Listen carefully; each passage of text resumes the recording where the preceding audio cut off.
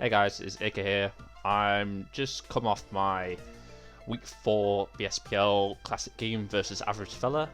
I'm just going to give, as per usual, a rundown, an analysis, so to speak, of my sets, how I did, and that.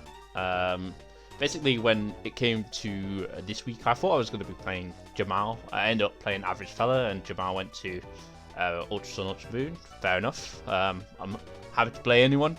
Average Fella is a cool guy. Brings some heat, so to speak. So I was looking forward to it. Right here, like, I look at my matchup, and I actually think it's pretty hard, this matchup. The main reason for it being hard is, like, he has a Tran. Tran is, like, really annoying to this team. I almost certainly have to bring Gyarados this game. So Gara is good. Exegor also very annoying to this team. So like Tran and Drill are like the two main like piss takes for this team. So I'm gonna bring Gara. He's probably gonna bring Zapdos for sure. But yeah, pretty much here I'm thinking lead Metagross will catch him off guard. He's probably not gonna bring Kangaskhan. I have Tapu Lele, which stops the terrain, and then have stuff like Volcarona has always been like alright against Kang because the double hit basically means you get 2 flame body procs, which makes Kang useless, and then Salamence is always good and Metagross is good as well. He's probably fearing my Mega Metagross as the main threat, so I expect to see his Drill, I expect to see his Tran, and Zapdos. Those are the 3 that I'm looking at. He actually ends up leading Breloom, which I'm okay with. I have Xurkitree specifically for Breloom, but my Metagross actually isn't good against Loom. Looking at this, just the team composition, he's not going to realize my Metagross is Sash and just assume it's Mega.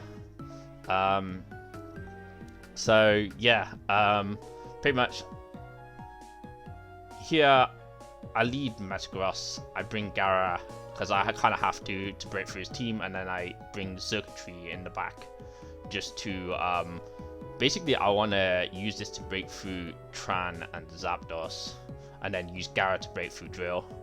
So right here, turn 1, I lead Metagross. It's kind of just my suicide lead. I'm going to Rock Tomb, he's going to Spore me.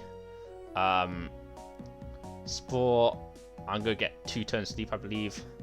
And I put up Stealth Rock actually on this turn when I wake up. I have a 1 turn sleep. I put Stealth Rock up, which is what I would have done anyways. And then I'd have gone Xurkitree instead of Gara and probably clicked the Z Electric Terrain. I could have gone Gara anyways, but yeah, the 1 turn sleep made things a lot easier. I just got to boom on the Loom. I know whatever he's coming in next, probably his Excadrill is what I'm most worried about. If he's his Zapdos, and I go into something like Volk or like Tapu Lele or Xurkitree, like these 3 Pokemon beat Zapdos, and he probably thinks, okay, I can just switch into Zapdos if worst comes to worst. But the thing is that this Gara is going to be able to tank Zapdos attack.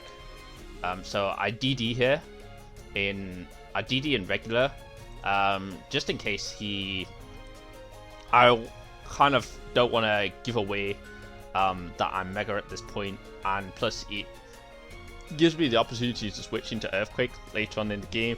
I'm 99% sure he has Zapdos, but like, you know, whatever. I Mega here to get another DD. Second DD means I'm faster than Drill. I've broken I'm pretty sure the Loom is Sash, but I've broken Excadrill Sash. I'm pretty sure the Drill is Scarf, so I need to be faster than it. And it also happens to kill Zapdos from this range.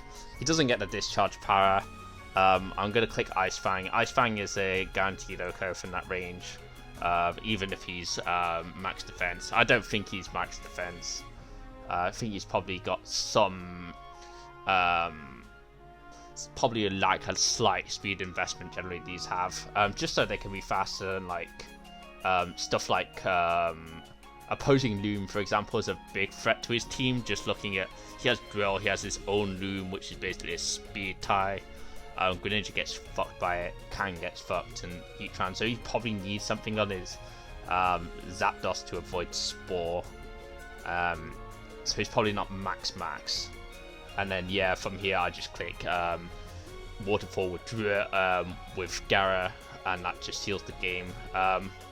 Yeah, I did have Circuitry in the back, so obviously I'd be in a bit of trouble if he'd have either missed Ice Fang, say, or something like that. But yeah, the +2 just was like a safe play, or if he powered Discharge. But that's the risk you take when you play BSS. And then he kind of picked me to GBU, which was quite interesting. I didn't expect that. GBU was going to be my last game. My plan was just to bring the same team as I brought last week. Not just because I thought it was good. I don't, it's not actually a Haxi team. It just has minimized Starmie, which is just really good on this particular build, just with fund. But, it's Para plus hard setup, basically, with the Bulk, the Cloyster, and the Chomp. And just has the two standard leads. I know I'm going to lead Thundurus and just sack it turn 1 to get a T-Wave off or whatever, and then bring in Starmie. I think Starmie's pretty good against the team. Just have to watch out for potentially this is Scarf Heracross, Swarm or Guts. Watch out for the Bullet Seed on Ferrothorn. That's why I bring Volk in the back. Even though he has a Tran, I know that I can set up my Starmie on his Tran. So yeah, right here, turn 1. Yeah, I have a little bit of an internet hiccup. Only takes about 1 minute. It's not like Tectonic Destroyers game. Yeah, I just sacked this to the Overheat. I know he's gonna click Fire Blast or Overheat or something like that. And then I get to go into my Starmie and click Sub. And it begins. Like, I would have eventually gotten him with a full para here. Even if I think he might be Specs with that Overheat, is my guess, because that did shit tons of damage. Ninetales doesn't have good special attack, so often you want to just boost its moves up. But yeah, basically, the fact he went for Overheat just allowed me to set up Starmie for free. I would have gone Volk as well, but I was worried he might just have Tran or something. Volk actually just swept this game as well, given that he put Sun up for me. So I'd have just quick Clever Dance on this, which could have been another way. I just thought that Starmie might be safer in case he had Tran in the back.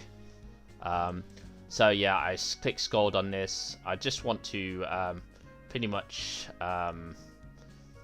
make him para or miss, which he does there, and yeah, this game is probably over now. So I'm not going to go through the exact turns, but I just play the Sub Protect game. I get the burn on Cresselia, which is the main thing, and just stall out for the next like 20 turns. He tries to do some double switches, but you can't outplay this at this point. He's just too far behind, and I get him on the Heracross switch as well.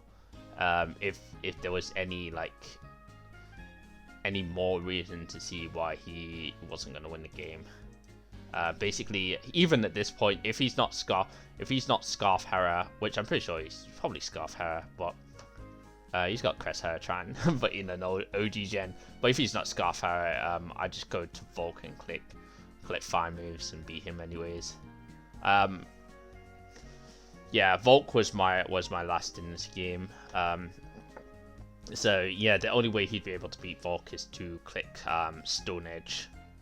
If he clicks Bullet Seed, obviously, and he's faster than my Starmie, then I'd just go for Volk and I'd win the game. Pretty much.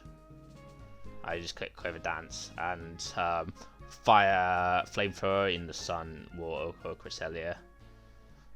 So yeah, pretty cool game.